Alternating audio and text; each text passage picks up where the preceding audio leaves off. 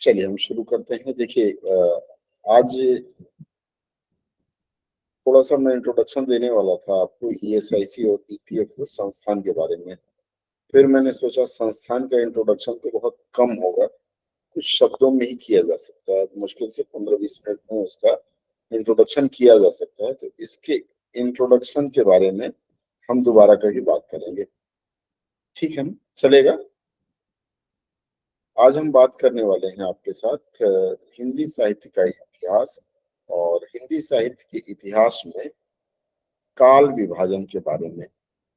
हिंदी साहित्य के इतिहास का जो काल विभाजन है, इसमें विभिन्न विद्वानों का विभिन्न मत है, भिन्न भिन्न मत है, और हम उन विद्वानों के मत के अनुसार आज की चर्चा करेंगे। स्क्रीन दिख रहा होगा आप लोगों को, किसी को ना दिख रहा हो तो मुझे बताएंगे। एक बार क्लियर कर दें कि आप लोगों को दिख रहा है। दिख रहा आया है ना? सर। दिख रही है सर। हाँ सर, दिख रहा क्लियर ना? कोई दिक्कत नहीं है? ठीक रहा सर। ठीक है, मैं करता हूँ इसको। देखिए, सबसे पहले हिंदी साहित्य का इतिहास आखिर है क्या, और यह आम इतिहासों से हटकर क्यों है, इसके बारे में प्रश्न रहता है। पूछा जाता है कि भाई ये आम इतिहासों से हटके क्यों है। ठीक है, अगर आम इतिहासों से हटके क्यों है, तो हर भाषा का अपना इतिहास होता है और हर भाषा की एक संस्कृति होती है। इतिहास और संस्कृति के अनुसार भाषा का विभाजन लोग करते हैं, और उस विभाजन के अनुसार सिर्फ साहित्य ही नहीं, चिकित्सा या जो कुछ भी है, हर विधा में, हर विधा का अपना विज्ञान, अपना इतिहास है, या कह सकते हैं अपना विज्ञान है। उसके अनुसार हर विधा चलती है। ठीक है, तो सबसे पहले अगर देखें तो साहित्य विभाजन, हिंदी साहित्य का जो विभाजन किया था, या हिंदी साहित्य के बारे में जिस व्यक्ति ने विशेष रूप से चर्चा की थी, उनका नाम था जॉर्ज ग्रियर्सन। जॉर्ज ग्रियर्सन ऐसे पहले व्यक्ति थे जिन्होंने हिंदी भाषा पर और उनके साहित्य पर कुछ किया था। जॉर्ज लिखा हुआ देखिए, इन्होंने हिंदी साहित्य को कुल 11 भागों में बांटा था। नोट करते चलिएगा जो मैं बताता जा रहा हूँ। कारण क्या है, ये स्लाइड हो सकता है मैं आपको शेयर ना कर पाऊं। ठीक है, नोट करते चलिएगा, अगर कहीं असुविधा होगी तो बताइएगा, मैं स्लो हो जाऊंगा। ठीक है, चलें आगे। इन्होंने जो कुल 11 भागों में इसको बांटा था, उसको इन्होंने नाम दिया था, सबसे पहला नाम दिया था चारण काल। चारण का मतलब होता है कि उस समय के लोग गाना उना गाते थे, इसलिए उनको चारण काल का नाम दिया गया था। उसके बाद फिर उन्होंने कहा 15वीं शताब्दी का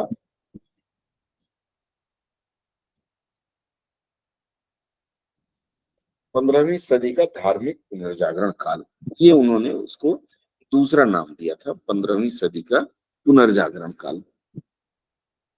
इसके बाद फिर उन्होंने इसे जो तीसरा नाम दिया था, वह नाम था जायसी की प्रेम कविता। जायसी की प्रेम कविता इसे इसलिए नाम दिया गया क्योंकि इसमें मलिक मोहम्मद जायसी साहब के रचे हुए प्रेम से संबंधित पूरी कविताओं का वर्णन मिलता है। इसके बाद फिर उन्होंने नाम दिया ब्रज का कृष्ण संप्रदाय। फिर हम इसके समय के बारे में बाद में धीरे धीरे चर्चा करेंगे। ब्रज का जो कृष्ण संप्रदाय है, आपको पता ही है कि ब्रज भाषा में भगवान श्री कृष्ण के बारे में बातें होती थी, या फिर भगवान श्री कृष्ण की चीजें रहती थी। बीना जी, मैं क्लास में हूँ, आप बाद में बात करें प्लीज। उसके बाद फिर आया मुगल दरबार। मुगल दरबार में भी साहित्य सृजन हुआ। साहित्य सृजन का मतलब है कि मुगल दरबार में भी गीत, संगीत, इन चीजों की रचना और इनकी चर्चा चलती थी। मुगल दरबार के बाद फिर अगला जो आया, मुगल के बाद आपको पता होगा कि अकबर के जमाने में महाराज तुलसीदास जी हुआ करते थे। तो तुलसीदास जी का समय आया। तुलसीदास जी के समय के बाद फिर रीति काव्य हुआ। इसमें थोड़ी सी वर्तनी की गलती है, थोड़ा सुधार के पढ़िएगा आप लोग। रीति काव्य आया। रीति काव्य के बाद फिर आया तुलसीदास के बाद वाले जो काव्य हुए हैं उसको कहा गया तुलसीदास के अन्य परवर्ती। फिर उसके बाद शुरू हो गया 18वीं शताब्दी, और 18वीं शताब्दी में कंपनी अर्थात British company, east India company, उसके शासन काल में हिंदुस्तान में जो साहित्य सृजन हुआ उसको, और उसके बाद फिर महारानी विक्टोरिया के शासन काल में हिंदुस्तान, महारानी के विक्टोरिया काल में जो हिंदुस्तान था उसकी जो रचनाएं हुई उसको उन्होंने एक अलग नाम दिया। इसके बाद फिर हम थोड़ा सा और आगे बढ़ते हैं तो इसको फिर, चूंकि कोई भी काल आप बांटते हैं तो उसको समय के अनुसार, मतलब किस काल में कौन से सन में कौन सा काल हुआ, फिर कौन से सन में कौन सा काल हुआ, अगर इसे देखें तो सबसे पहले 1913 में इनका नाम था मिस्र बंधु विनोद। मिस्र बंधु विनोद जी ने इसके अलग अलग रूपों की व्याख्या की, और उन्होंने जैसा बताया कि सबसे पहले आरंभिक काल उन्होंने लिखा। आरंभिक काल शुरू हुआ 600 से 1000 तक।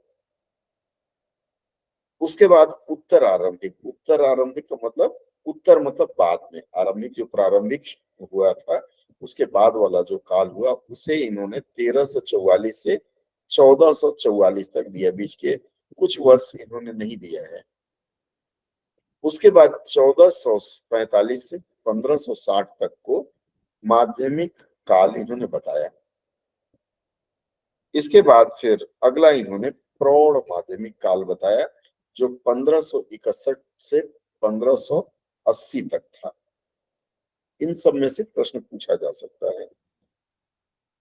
उसके बाद फिर इन्होंने आगे बताया अलंकृत काल। अलंकृत काल बाद में हम देखेंगे कैसे कैसे बदला। 1681 से 1790 तक का जो काल था उसे अलंकृत काल के नाम से जाना गया। फिर से वही अलंकृत के बाद फिर आया उत्तरालंकृत काल, मतलब अलंकृत काल के बाद वाला जो काल है उसे नाम दिया गया उत्तरालंकृत उत्तरालंकृत काल, और यह था 1791 से 1889 1889 तक। फिर उसके बाद हिंदी साहित्य के इतिहास का काल परिवर्तन हुआ, मतलब उसमें कविताओं का या गद्य का इसका प्रारूप बदला, और इसके लिए फिर इसका नाम दिया गया परिवर्तन काल। ये 1890 से 1925 तक है। मतलब यह वह समय था जब ब्रिटिश राज भारत से वापस जाने की क्रमशः तैयारी करना शुरू कर रही थी, और उसके बाद उन्होंने 1926 के बाद का जो काल था या अब तक जो चला रहा है उनके अनुसार यह काल वर्तमान काल कहलाया। इसके बाद फिर दूसरे जो आचार्य हुए, आचार्य रामचंद्र शुक्ल जी ने 1929 में 1929 में आचार्य रामचंद्र शुक्ल जी द्वारा हिंदी साहित्य के इतिहास के काल का जो विभाजन किया गया उसे सर्वसम्मति से इतिहासकारों ने माना। बाकी जिन लोगों ने दिया वह आपको इसलिए जानना है क्योंकि इतिहास है तो जानना जरूरी है। और इन्होंने जो सबसे पहला काल दिया था ये 1050 1050 से इन्होंने इस काल का नाम दिया। 1050 से 1375 तक इसे आदिकाल का नाम दिया गया। चूंकि आदिकाल था, लड़ाई झगड़ों का काल था, इसलिए इसमें चारण कवि होते थे। देखिएगा ग्रियर्सन साहब ने इसे चारण काल का भी नाम दिया है। तो इससे वीर गाथा काल भी कहा गया। जैसे आपने सुना होगा पृथ्वीराज चौहान जी थे, उनके जो दरबारी कवि थे, कहा जाता है कि पृथ्वीराज चौहान को बंदी बना लिया गया था, उनकी आंख फोड़ दी गई थी, और सुल्तान जो था वो सामने था। शब्द वेदी बाण चलाना जानते थे पृथ्वीराज चौहान, और उनके जो मित्र थे चंद्रबरदाई, उनको बुलाया गया था साथ में। तो इन्होंने इशारे से कहा 4 गज 24 अंगुल अष्ट प्रमाण एते पे सुल्तान है मत चूको चौहान। 4 बांस 24 गज, 24 गज, मतलब उस समय मापतौल की जो इकाई चलती थी बांस के रूप में माना जाता था। जैसे आजकल गज है, मीटर है, उसी तरह से। तो उन्होंने कहा 4 बांस और उसके बाद 24 गज, अंगुल अष्ट प्रमाण मतलब 8 उंगली और दूरी, इतनी दूरी पर सुल्तान बैठा हुआ है, तो हे चौहान मारो शब्द वेदी बाण। तो सुल्तान ने भी कहा कि हाँ पृथ्वीराज मारो, और जैसे ही पृथ्वीराज ने हाँ कहा, सुल्तान ने हाँ कहा, पृथ्वीराज ने तीर चलाया और सुल्तान खत्म हो गई। यह चारण काल इसलिए भी कहा जाता है क्योंकि जब राजा युद्ध में जाते थे तो उनको जोश दिलाने के लिए उनके साथ कवि जाते थे और उनको प्रेरणादायक कविताएं सुनाते थे। इसे फिर वीर गाथा काल का भी नाम दिया गया क्योंकि इस काल में वीर रस की रचनाएं बहुत है। फिर हम बात करेंगे हिंदी साहित्य पर विस्तार से। इसके बाद आया पूर्व मध्य काल।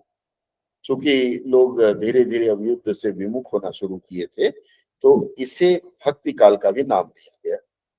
भक्ति काल में आपको पता ही, अब रचनाकारों के बारे में हम बाद में पढ़ेंगे अगली चर्चा में। तो भक्ति काल का जो समय था वो 1375 से 1700 तक का था।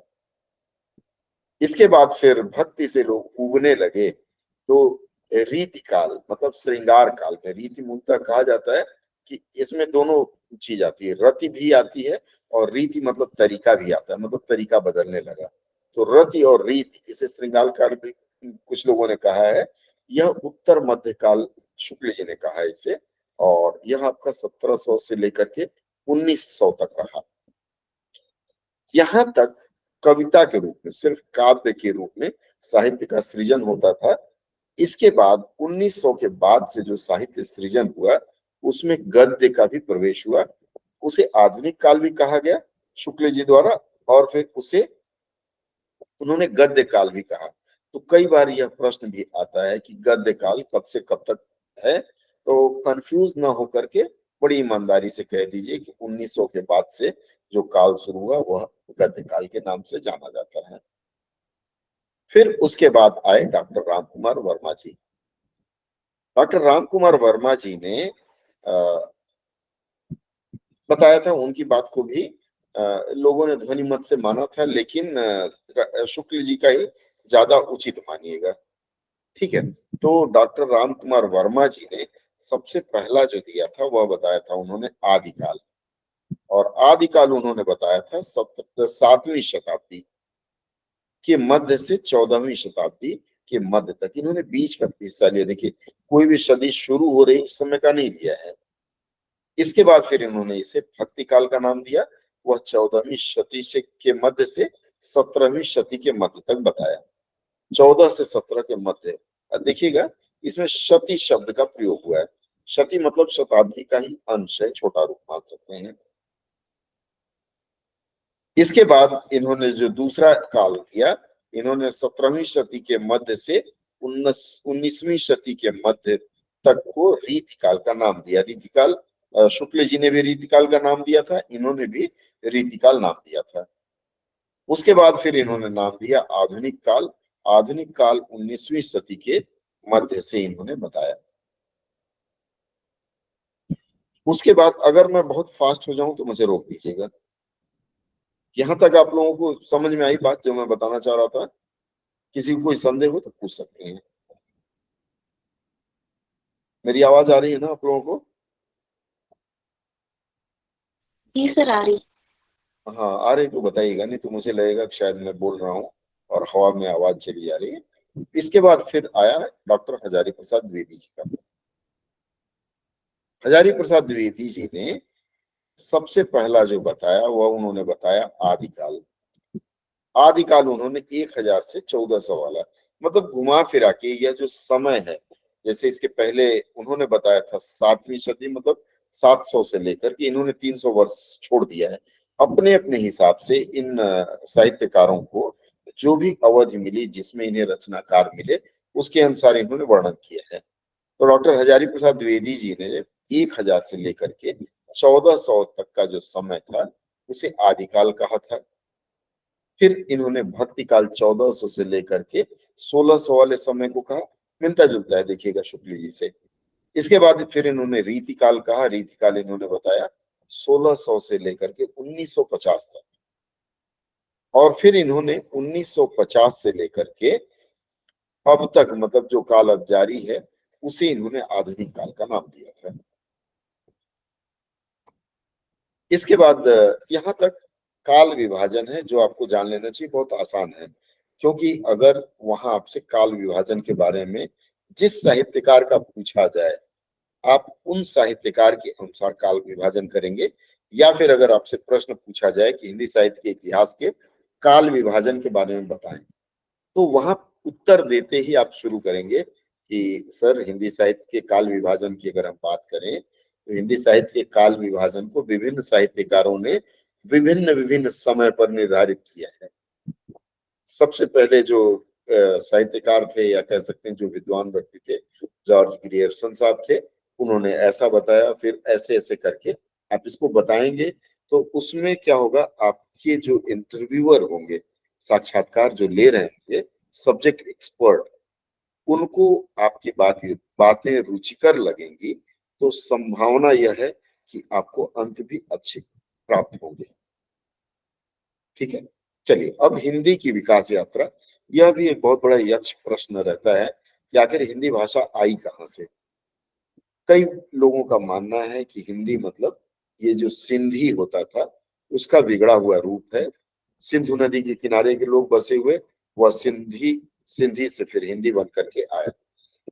अगर देखा जाए कि ये खड़ी बोली वाली जो हिंदी है, हिंदी को लोगों ने विशेषकर अवधी, बाकी जो बोलियां थी या भाषाएं थी, उनमें से निकाले हुए शब्दों को लेकर के खड़ी बोली का जो प्रचलन पहले चला, खड़ी बोली को ही लोगों ने हिंदी मानना शुरू किया था। और उसका जो प्रचलन शुरू हुआ, उसकी विकास यात्रा सबसे पहले दिल्ली, कन्नौज, अजमेर क्षेत्र मानी जाती है। दिल्ली मतलब इसमें मेरठ वगैरह भी समाहित है। हुआ क्या था कि यह जो क्षेत्र है, यहाँ मुगल आए थे और मुगल अरबी फारसी शब्दों का प्रयोग करते थे। उनके इन शब्दों के प्रयोग को धीरे धीरे खड़ी बोली के रूप में लोगों ने लेना शुरू किया, और खड़ी बोली ही कालांतर में हिंदी के रूप में मान्यता प्राप्त की, या फिर उसको हिंदी के बारे में लोगों ने मान्यता दे दी।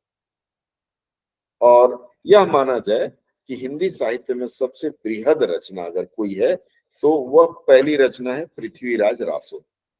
फिल्म भी देखा होगा आप लोगों ने इसके ऊपर। पृथ्वीराज रासो बहुत अच्छी कहानी, वही आप कह सकते हैं चंद्र बरदाई ने लिखा है। आप इसके बारे में विस्तार से पढ़ेंगे तो पता चलेगा कि यह सुन करके लिखा गया था। और पूरी की पूरी देखिए लिखा हुआ है कि पृथ्वीराज महाराज की यह जीवन गाथा थी, उनकी प्रेम कहानी, कैसे कैसे उन्होंने क्या किया, सारी चीजें सारी सारी चीजें इसमें समाहित थी।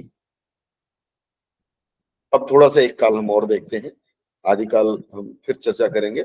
हम भक्ति काल से शुरू करते हैं, क्योंकि भक्ति काल पर ज्यादा फोकस रहता है परीक्षकों का, भक्ति काल के रचनाकारों के बारे में। इसके बाद कुछ लोग श्रृंगार काल या फिर कुछ लोग रीति काल के बारे में बात करते हैं, तो हम कुछ लोग फिर छायावाद, हम उस पर धीरे धीरे चर्चा करना शुरू करेंगे। भक्ति काल की हम बात करें तो भक्ति काल को सर्वमति से 1375 से 1700 तक का जो समय था वह भक्ति काल से माना गया है।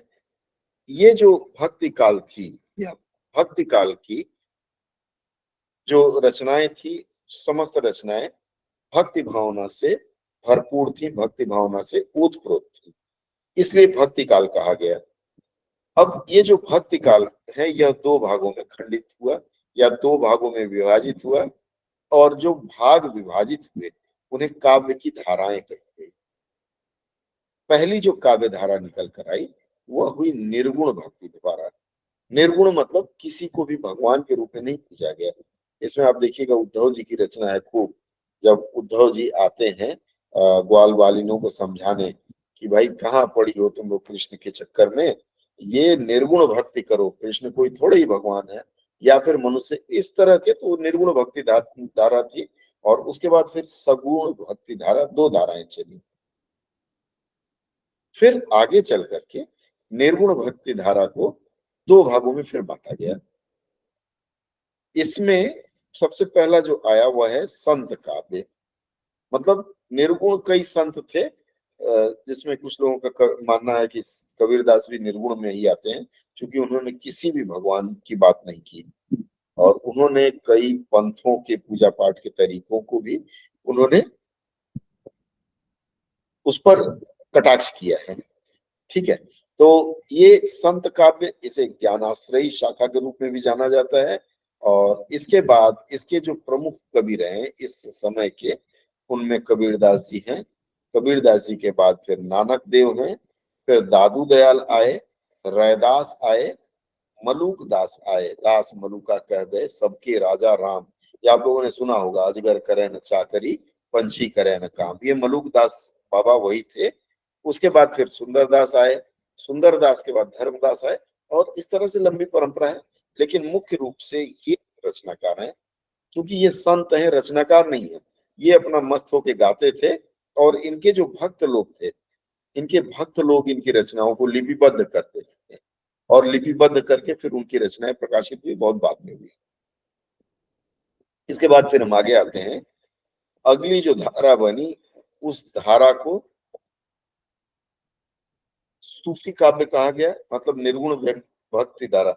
वहां सगुण में आए थे, निर्गुण, क्षमा करें, निर्गुण भक्ति धारा का ही वहां मैंने बताया था। निर्गुण भक्ति धारा का जो दूसरा हिस्सा बना हुआ सूफी काव्य बना।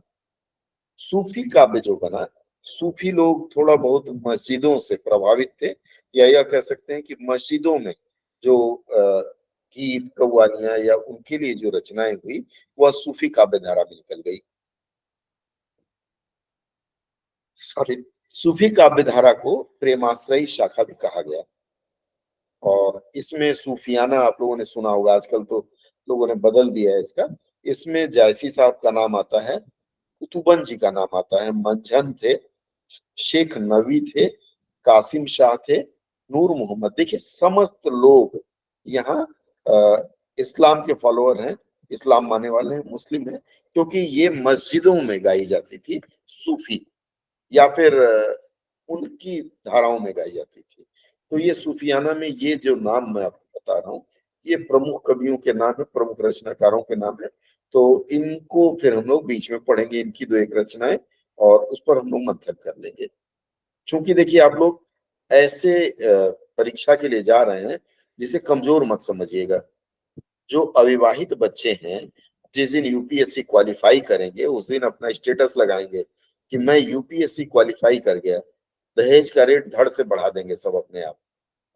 ठीक है, तो आप यह मान करके चलिए कि यूपीएससी का मतलब इतना आसान नहीं रहेगा, और आप लोगों को पढ़ाई उसी अनुसार करना होगा।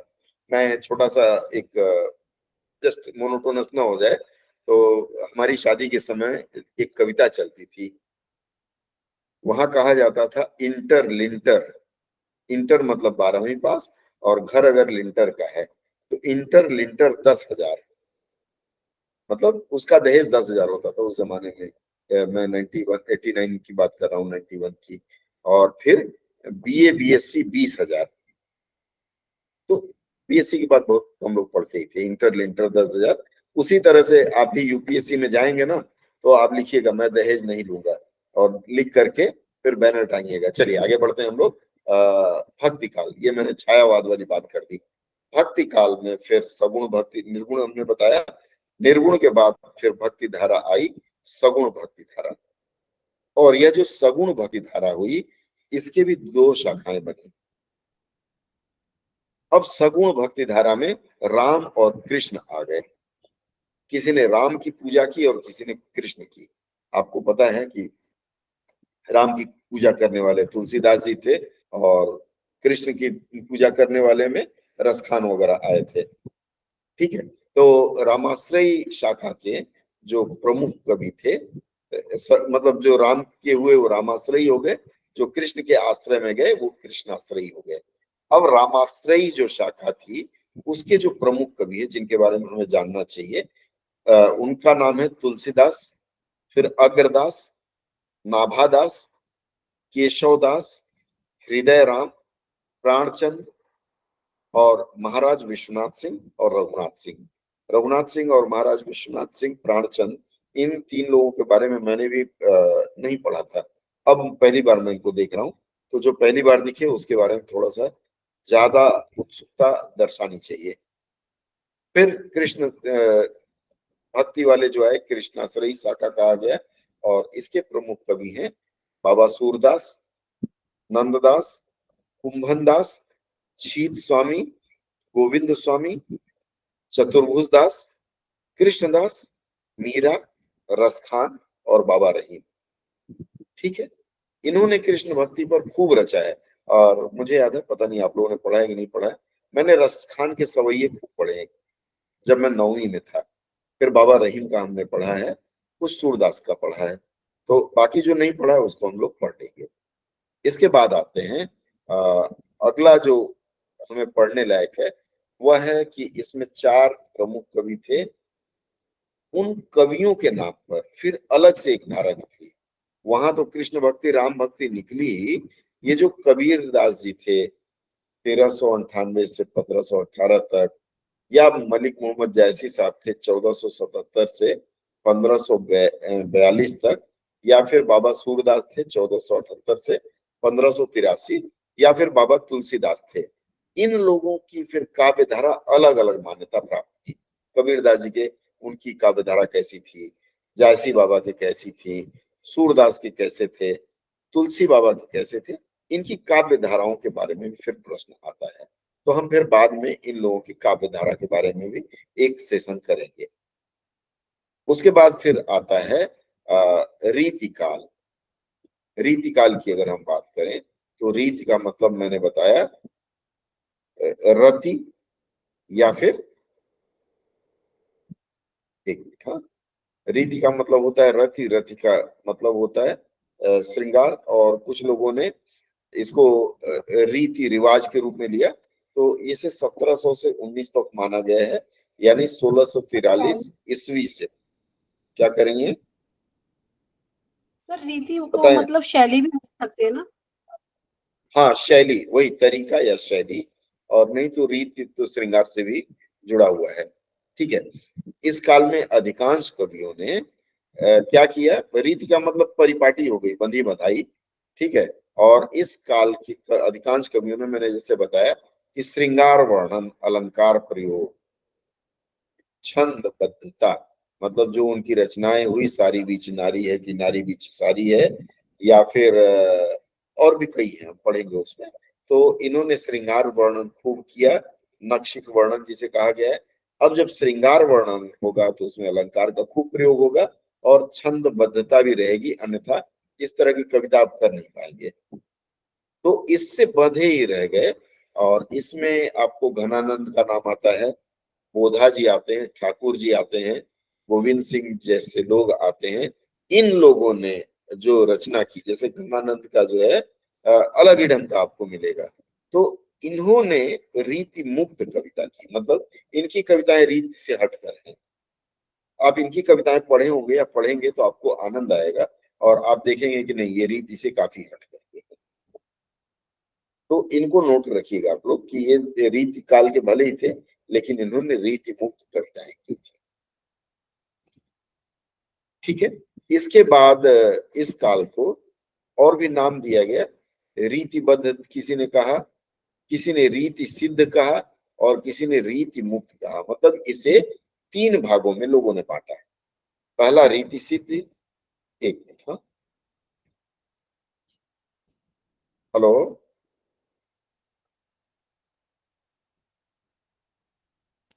जी।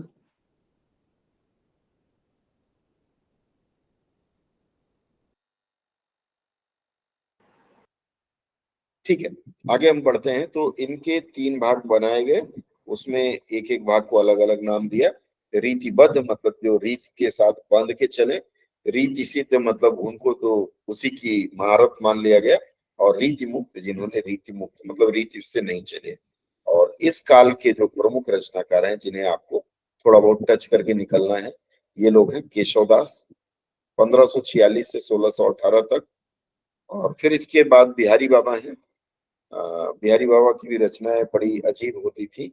और मैंने कभी सुना था कि अगर आपके यहाँ कोई बहुत बड़ा विद्वान आ जाए और अपनी विद्वानी का बहुत बखान करने लगे, तो उसे बिहारी बाबा की कविता सुना दीजिए और कहिए कि इसकी व्याख्या कर दें। तो आधे ज्यादा लोग भाग जाते थे, बड़े जटिल कवि माने जाते थे। उसके बाद भूषण आए, भूषण के बाद फिर मतीराम जी आए, घनानंद जी आए और सेनापति जी आए। तो इन लोगों की रचनाएं थोड़ी थोड़ी हमें टच करनी रहेगी, क्योंकि इनकी रचनाएं अगर टच कर लेंगे तो ये लीक से हट करके होंगे और आपके लिए बहुत अच्छा अंक दिला सकते हैं। इसके बाद फिर हम थोड़ा सा और आगे बढ़े, अगर आपको लगे कुछ बीच में तो आप मुझे टोक सकते हैं। इसके बाद का जो काल है, आधुनिक काल 1950 से और अभी तक चला आ रहा है। अब ये जो आधुनिक काल है, इसमें कविताओं का बड़ा नया नया प्रयोग हुआ। इसी में गद्य भी आ गया। आप देखिएगा कविताएं न तो छंद में है न तो लय में है, एक लाइन ऊपर लिखा एक लाइन नीचे लिखा और हो गई कविता। ठीक है। और दो विचारधाराएं बनी, गद्य और पद्य अलग अलग, मतलब कुछ किसी ने गद्य लिखा, किसी ने पद्य मतलब कविता लिखा। इसे चार युग के नाम से जाना गया। आधुनिक काल जो था इसे लोगों ने छायावादी युग कहा। छायावादी युग इसलिए कहा, इसमें एक युग की छाया पड़ी, मतलब जो युग बीता है उसकी कुछ छाया रही, या फिर इस युग में कुछ ऐसी रचनाएं हुई हैं जो कहना कुछ और चाह रहे थे, कह कुछ और रहे हैं। जैसे उन्हें एक मैंने सुना था, याद नहीं आ रहा है, कि कागा तुम क्या देख रहे हो, कागा तुम क्या देख रहे हो, नजर हमारी तुम पर ही है। ये जिन्होंने सुनाया था किसी और को कह रहे थे, लेकिन कोई और समझा के अरे शायद ये मुझे कह रहे हैं। वो राजा और चोर की कुछ इस तरह की घटनाएं थी। तो ये छाया थी। और भी चीजें हैं, हम इस पर चर्चा करेंगे धीरे धीरे। इसके बाद आया प्रगतिवादी युग।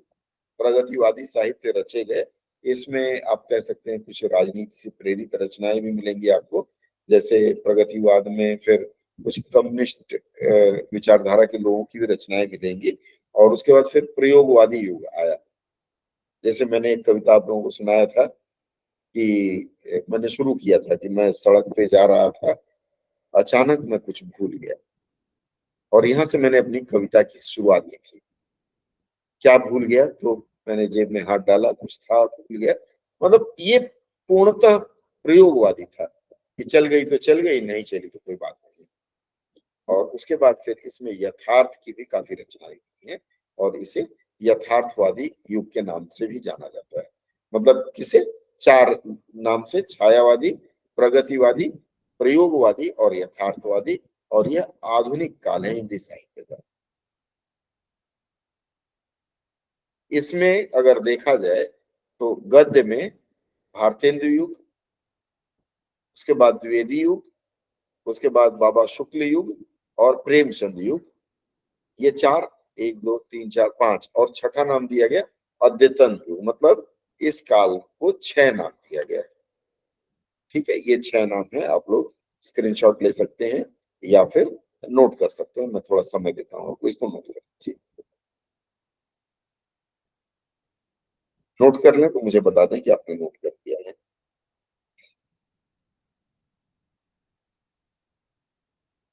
ठीक है, गुड़िया मैडम ने नोट कर लिया, इसका मतलब सबने कर लिया। आगे बढ़ते हैं, हम लोग अगली स्लाइड पे चलते हैं। अब देखिए, अब थोड़ा सा हम और विस्तार देना शुरू करते हैं कि ये जो आधुनिक काल है उसमें और क्या क्या घटनाएं हुई। तो अद्यतन युग के गद्य साहित्य में अनेक ऐसी साहित्यिक विधाओं का विकास हुआ। मैंने आपको पहले ही बताया कि ऐसी ऐसी साहित्य सृजन हमने की जो पहले था ही नहीं। और करते गए तो उनको अलग अलग नाम देते गए। और अगर आप इन नामों को देखें तो इन नामों में अब नई नई विधाएं उत्पन्न हुई। इन विधाओं में डायरी डायरी लेखन एक विधा चली, फिर यात्रा विवरण चला। आपको पता है कि अगर देखा जाए कि भारतीय समाज में अगर यात्रा विवरण अधिकांश किसी ने लिखा है, तो मुझे लगता है अभी फिलहाल इस समय आदरणीय माला वर्मा जी ने लिखा है। उनकी 17 या 18 पुस्तकें केवल यात्रा विवरण पर है, और वह भी विदेश यात्रा पर। बाकी लोगों ने हो सकता है भारत की यात्रा पे लिखा होगा, लेकिन उन्होंने विदेश यात्रा पर हिंदी साहित्य में, हिंदी भाषा में 17 से 18 पुस्तकें लिखी है यात्रा विवरण। फिर इसके बाद एक और चलन चला आत्मकथा लिखने का। लोगों ने अपनी आत्मकथा भी लिखा है। फिर उसके बाद छोटे छोटे नाटकों का चलन चला, तो वह रूपक के रूप में आया। उसके बाद फिर तब तक रेडियो का भी विकास हो गया था, और रेडियो में भी नाटक आते थे। तो रेडियो के लिए भी लिखे जाने लगे, रेडियो नाटक इनको नाम दिया गया। फिर उसके बाद फिर फिल्मों का भी प्रवेश शुरू हो गया। तो स्क्रीन राइटिंग या स्क्रिप्ट राइटिंग जो है, पटकथा लेखन नाम से, यह एक नई विधा फिर शुरू हो गई। और पटकथा मतलब मूलतः वही स्क्रिप्ट लिखते हैं, और फिल्म आलेख मतलब सिनेमा की कहानी लिखना शुरू किए। और इस तरह नई नई न जाने और कितनी विधाएं आई होंगी, ये इसमें समाहित हुई। लेकिन यह जो मैंने लाल अंक में दिखाया, लाल अक्षरों में दिखाया, वो आपके लिए महत्वपूर्ण है। इसके बाद फिर कुछ और कालों का नाम आया है। किसी ने इसे नव्योत्तर काल कहा। नव्य मतलब नया होता है, और उत्तर मतलब नए के बाद वाला, मतलब नया शुरू हो गया है, उसके बाद का जो काल है। और नव्योत्तर काल में आप देखें तो फिर इसकी भी बड़ी विचित्र विचित्र धाराएं हैं।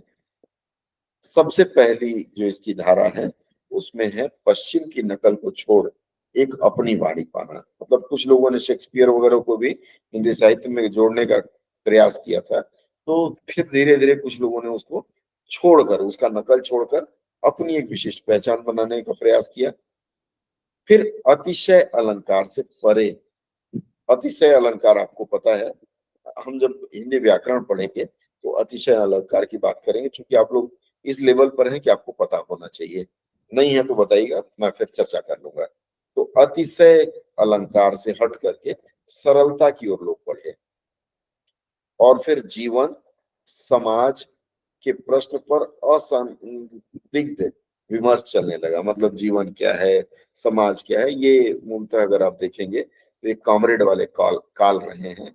मतलब इसमें आपको रूसी विचारधारा अधिक रही है। ठीक है। उसके बाद फिर एक और विधा का प्रवेश हुआ। इस विधा का नाम रखा गया डिजिटल लेखन। ये नई विधा है, नव्योत्तर काल पूछा जा सकता है। डिजिटल लेखन अगर देखा जाए तो कुछ नहीं है, जो ऑनलाइन आप लोग लिखते हैं ना, जिसमें ब्लॉग लेखन हो गया है, आजकल तो डिजिटल लेखन का और स्वरूप बढ़ गया है, और ये भ्लाग हो गया, VLOG। क्योंकि उच्चारण में ऐसा कर रहा हूँ जानबूझ करके कि आपको पता चल पाए कि ये क्या चीजें हैं। यह वाला अंश मैं आप लोगों को दे दूंगा। अब इस आधुनिक काल में एक और पूछा जाता है, जो पुरस्कारों के बारे में पूछा जाता है। क्योंकि हर व्यक्ति की चाहत होती है कुछ न कुछ पुरस्कार मिले, और मान्यता प्राप्त संस्थान अगर किसी साहित्यकार को पुरस्कार देती तो अपने आप में बड़ी बात है। इसका स्क्रिप्ट मैं आपको भेज दूंगा। इसमें सबसे पहला जो पुरस्कार शुरू किया गया था, उसका नाम था मंगल प्रसाद पारितोषिक, और यह 1912 में शुरू की गई थी। इसे अखिल भारतीय हिंदी साहित्य सम्मेलन ने शुरू किया था। उसके बाद 1935 में शुरू किया गया देव पुरस्कार। इसे ओरछा के राज परिवार ने शुरू किया था। फिर आया 1954, उसमें साहित्य अकादमी, हिंदी साहित्य अकादमी पुरस्कार शुरू हुआ। 1965 में ज्ञानपीठ पुरस्कार हुआ, और इसे भारतीय ज्ञानपीठ नामक संस्थान ने देना प्रारंभ किया। 1983 में मूर्ति देवी पुरस्कार शुरू हुआ, जिसे भारतीय ज्ञानपीठ ने देना शुरू किया। उसके बाद 1986 में, आपको पता होगा, पहले इंदिरा गांधी पुरस्कार नाम था, फिर राजीव गांधी नाम था। हाँ, राहुल गांधी नहीं था, इंदिरा गांधी नाम था, राजीव गांधी नाम था पुरस्कारों का।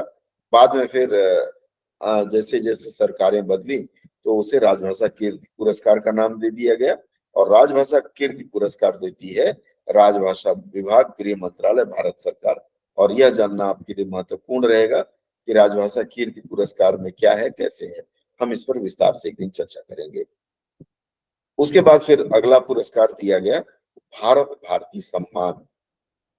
इसे दिया है उत्तर प्रदेश हिंदी संस्थान ने। यह कुछ मान्यता प्राप्त संस्थाएं हैं जिनकी मैं बात कर रहा हूँ।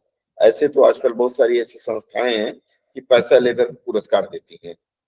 आप उनको 5,000 रुपया दीजिए तो आपको कोई पुरस्कार दे देंगे, या आपसे कहेंगे कि आपको इस पुरस्कार के लिए चुना गया है, आप इतना रुपया दीजिए, आने जाने का तमाम खर्चे। तो इस तरह की बात चलती है। पहले के जो साहित्यकार होते थे, इन चक्करों में पड़ते ही नहीं थे। उनको जबरदस्ती खोज के दिया जाता था, साहब आपको हम फलाना पुरस्कार देना है, ये दे दीजिए, और उसमें पैसा भी दिया जाता था। इसके बाद 1986 में आया शलाका सम्मान। इसे हिंदी अकादमी दिल्ली ने देना शुरू किया। इसके बाद फिर शुरू हुआ व्यास सम्मान। व्यास सम्मान ये दिया है के बिरला फाउंडेशन ने देना शुरू किया। के बिरला फाउंडेशन एक और देती है पूर्ण सम्मान, उसका नाम है सरस्वती सम्मान, बहुत नाम है इसका। उसके बाद राजर्षि पुरुषोत्तम दास टंडन साहब के नाम पर दिया जाता है सम्मान, वह उत्तर प्रदेश हिंदी संस्थान देती है। उत्तर प्रदेश हिंदी संस्थान और भी कुछ सम्मान देती है जिसमें लोहिया साहित्य सम्मान है। उसके बाद महात्मा गांधी साहित्य सम्मान है, यह उत्तर प्रदेश सरकार के अंतर्गत की संस्थान है। उसके बाद आना शुरू हुआ हिंदी गौरव सम्मान, यह भी उत्तर प्रदेश हिंदी संस्थान देती है। फिर आया पंडित दीनदयाल उपाध्याय सम्मान, इसे भी उत्तर प्रदेश हिंदी संस्थान देती है। फिर अवंतीबाई सम्मान आया, अवंतीबाई के बाद फिर साहित्य भूषण आया, यह सब उत्तर प्रदेश हिंदी संस्थान देती है। उसके बाद आजीवन साहित्य साधना पुरस्कार, इसे देना प्रारंभ किया हरियाणा साहित्य अकादमी ने। फिर माधव प्रसाद मिश्र सम्मान दिया गया, सॉरी, उसके बाद महाकवि सूरदास सम्मान दिया गया। यहां तक सम्मानों की बात हुई और सम्मान या फिर पुरस्कार आपके लिए जानना आवश्यक था। मुझे लगता है आज की चर्चा हिंदी साहित्य के इतिहास से जुड़ी जिन चर्चाओं पर मैंने बात किया, 90% आप लोगों को चीजें स्पष्ट हो चुकी होंगी।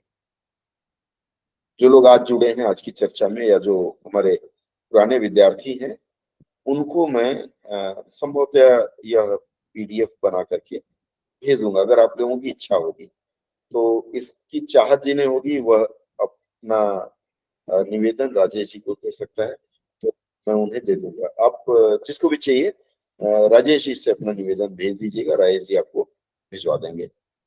जिसको भी चाहिए, हैंड्सअप मैं नहीं देख पा रहा हूँ, ठीक है। आज की चर्चा से यदि आपको कुछ लाभ मिला है तो अगली चर्चा के लिए जरूर आइएगा और बता दीजिएगा। अगर लाभ नहीं मिला, आपको लगता है कि नहीं इस चर्चा का कोई लाभ नहीं है, तो फिर आज ही नमस्ते और सत श्री अकाल कर सकते हैं, ठीक है। अर्थात आज की चर्चा के बारे में आपका अभिमत मैं अवश्य चाहूंगा, ठीक है, कि कितना लाभकारी है। मुझे पूर्ण विश्वास है कि यह जो चर्चा हमने किया इसमें 2-3 प्रश्न आपसे पूछा जाएगा, ठीक है। आपका कोई प्रश्न हो तो बताएं, नहीं तो विदा लेते हैं, क्योंकि 9 बजे से दीपक सर का एडिटोरियल है, उसमें भी जुड़ना आवश्यक रहेगा। बताइए, किसी को कोई प्रश्न हो तो बताएं। सर इसका भी मॉक ले लेते सर। अभी तो पढ़ा दें आपको, मार्क तो लिया जाएगा। हाँ सर, हाँ मार्क सर, देखिए, वो तो है मैं एक जी। चीज और आप लोगों को बता दूं। चूंकि मेरा व्यक्तिगत अनुभव है, मेरे एक ऐसे मित्र हैं जो 10,000 मॉक टेस्ट दिए हैं। कितना दिए हैं? 10,000। 10,000। और वो मित्र staff selection commission junior Hindi translator का पेपर 1 कई बार क्वालिफाई नहीं कर पाए हैं। जो व्यक्ति 10,000 मार्क दे चुका है, वह आखिर कोई कारण तो होगा ना, किस कारण से वह व्यक्ति नहीं दे पाया। इसका एकमात्र कारण है कि आपने विषय को ठीक से नहीं पढ़ा। आप खाली मार्क खेलते रहे और मार्क से मक में आ गए, ठीक है। तो मार्क मैं भी दे दूंगा, चूंकि ये जमाने के साथ मुझे भी चलना पड़ेगा। मैं बाबा तुलसीदास बनने का प्रयास करूंगा, तो हो सकता है कि आप लोगों को ना पसंद आए, लेकिन सिर्फ मार्क पर यकीन न रखें। और ये मटेरियल ही मैं दे दूंगा, उसको रट लीजिएगा, फिर हम मार्क करेंगे, ठीक है। जी सर, और किसी का दीपक कोई सर भी तो वही करते हैं सर, एडिटोरियल के बाद मॉक लेते हैं, उसी एडिटोरियल का दीपक सर। हाँ जी जी, हाँ बिल्कुल सही कह रहे हैं। तो मैंने कहा ना कि मॉक भी आपका लिया जाएगा, लेकिन मैं चाहता हूँ कि आप लोग इसको रट लें तब मॉक दें, ठीक है। चलिए, और किसी का कोई प्रश्न? Okay sir, thank you sir. ठीक है, चलिए। हाँ बोलिए, श्वेता बोलिए। सर जैसे अभिनव सर का हमने एक सेशन लिया था, इंटरव्यू था उनका हुआ था, उन्होंने बताया था जानकारी। हाँ, अभिनव सर का, तो उनको अभिनव, इंटरव्यू में, हाँ अभिनव सर का जो हुआ था, हाँ हाँ हाँ, पति पत्नी तो थे।